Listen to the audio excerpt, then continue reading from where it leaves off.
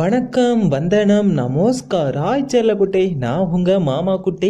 இன்றைக்கி என்ன பார்க்க போகிறோம் அப்படின்னா, நம்ம சுவாமிநாதன் விஜய் சில தற்குறிகளுக்கு வந்து சூப்பரான ஸ்லிப்பர் ஷர்ட் வந்து கொடுத்துருக்காரு.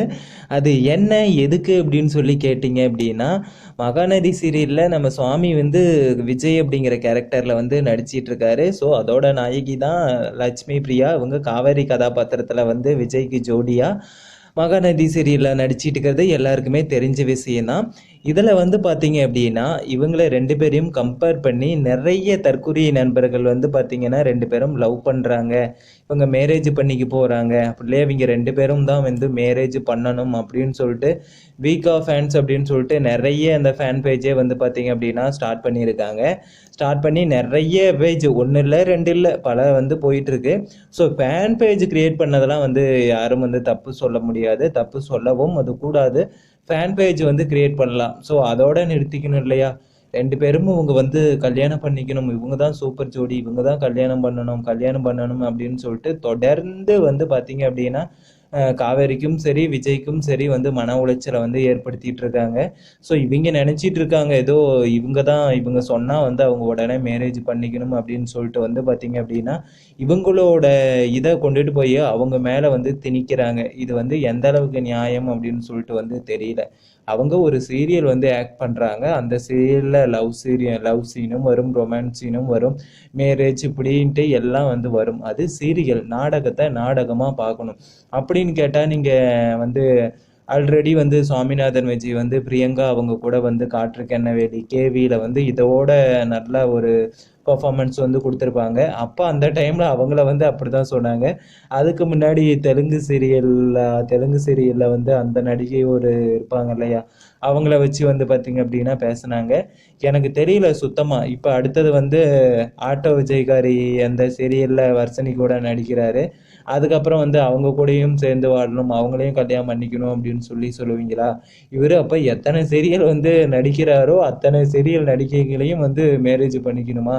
ஏங்க இவர் எத்தனை மேரேஜ் தாங்க பண்ணுவார்? எத்தனை பேரை தான் வந்து லவ் பண்ண சொல்லுவீங்க சொல்லுங்கள்? உங்களுடைய ஆசைகள்லாம் அவர் செய்யணும் அப்படின்னா அவர் எத்தனை மேரேஜ் எத்தனை கல்யாணம் பண்ணணும் சொல்லுங்கள்? ஒரு சீரியலை ஃபஸ்ட்டு ஒரு சீரியலாக வந்து பார்க்க வந்து கற்றுக்கோங்க. ஸோ இந்த நிலையில தான் சுவாமிநாதன் வந்து பார்த்தீங்க அப்படின்னா, நான் யாரையும் வந்து லவ் பண்ணல, குறிப்பாக காவேரி லட்சுமி பிரியாவை வந்து லவ் பண்ணல அப்படின்னு வந்து பார்த்தீங்க அப்படின்னா சொல்லியிருக்காங்க.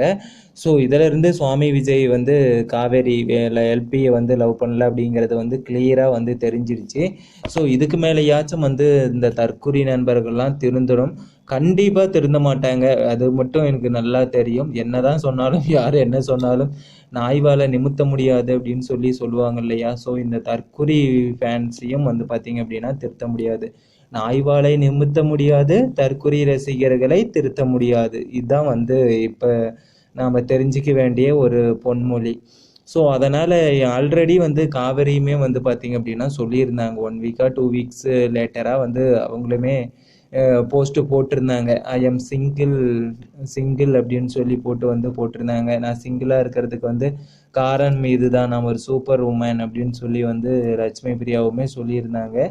ஸோ 2 பேருக்கும் வந்து லட்சுமி பிரியாவுக்கு சுவாமிநாதன் மேலே லவ் இருக்கா எனக்கு வந்து தெரியல. ஆனால் சுவாமிநாதனுக்கு வந்து லட்சுமி பிரியா மேலே வந்து லவ் இல்லை.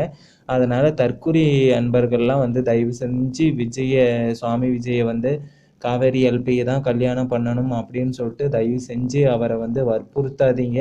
அப்படி வந்து நீ உங்களுடைய கருத்தை வந்து திணிக்காதீங்க. ஏன் அப்படின்னா விஜய்க்கு வேற ஒரு லவ் கூட இருக்கலாம், அப்படி இல்லை வேற ஒரு அப்படி இருந்தால் நீங்கள் வந்து இவங்களை தான் கல்யாணம் பண்ணணும், இவங்க கூட வந்து இணைச்சு வந்து போடுறது அது ரொம்ப பாதிக்கும். விஜயோட லவர், அதாவது ஃபியூச்சர் ஒய்ஃப் வந்து வர போகிறாங்க இல்லையா, அவங்கள ரொம்ப அது பாதிக்கும். ஸோ உங்களோட பர்சனல் லைஃப்பை வந்து கண்டிப்பாக அது வந்து அஃபெக்ட் பண்ணும். ஸோ அதனால் யாருடைய பர்சனல் லைஃப்புமே வந்து அஃபெக்ட் ஆக வேணாம். ஈவன் வந்து நம்ம காவேரி எல்பி அவங்களோட பர்சனல் லைஃபுக்குமே இது வந்து ஒரு இடையூறாக தான் அமையும். ஸோ அவங்க வந்து சீரியல் நடிக்கிறாங்க அப்படின்னா தயவு செஞ்சு அதை வந்து சீரியலாக வந்து ஃபஸ்ட்டு பார்த்து பழங்குங்க. யாரையும் வந்து நீங்களே தான் இப்படியே சொல்லி தான் வந்து நிறைய பேருக்கு புரோக்கர் வேலை பார்த்து தான் கடைசியில் அவங்க வந்து ஐயோ என்னடா இது இப்படி ஆயிடுச்சு அப்படின்னு சொல்லிட்டு இதுக்கு மேலே வேறவங்களை யார் நம்ம கல்யாணம் பண்ணுறது அப்படின்னு சொல்லிட்டு அப்படியே அவங்களே வந்து கல்யாணம் பண்ணிக்கிறாங்க. அதுக்கு உதாரணங்களாக பல பேரை வந்து சொல்லலாம். ஸோ அதனால் தயவு செஞ்சு யாருக்கும் நீங்கள் வந்து மாமா வேலை பார்க்காதீங்க. மாமா வேலை பார்க்கறதுனால உங்களுக்கு என்ன வரப்போகுதுன்னு தெரியல. தயவு செஞ்சு மாமா வேலை பார்க்குறத வந்து நிறுத்திக்கோங்க. ஒரு ரசிகர்களாக வந்து பார்த்தீங்க அப்படின்னா அவங்களுக்கு வந்து உங்களோட ஆதரவையும் அன்பையும் வந்து தொடர்ந்து வந்து கொடுங்க. அதை தவிர்த்துட்டு வந்து அவங்களுக்கு மாமா வேலை வந்து பார்க்காதீங்க. கல்யாண மாலை ஷோலாம் வந்து நடத்தாதீங்க. கல்யாண மாலை ஷோ நடத்தி வந்து இவங்க தான் மேரேஜ் பண்ணணும் அப்படின்னு சொல்லிட்டு வந்து சொல்லிட்டு இருக்காதீங்க. அதனால் அதை எல்லாத்தையும் விட்டுட்டு உங்கள் வேலையை வந்து நீங்கள் எல்லாமே பாருங்கள். சுவாமிநாதன் விஜயவும் காவேரியும் லவ் பண்ணுறாங்க, இவங்க கல்யாணம் பண்ணிக்கணும் அப்படிங்கிற அந்த கருத்தை வந்து விட்டுட்டு அவங்கவங்க சைலண்ட்டாக இருங்க.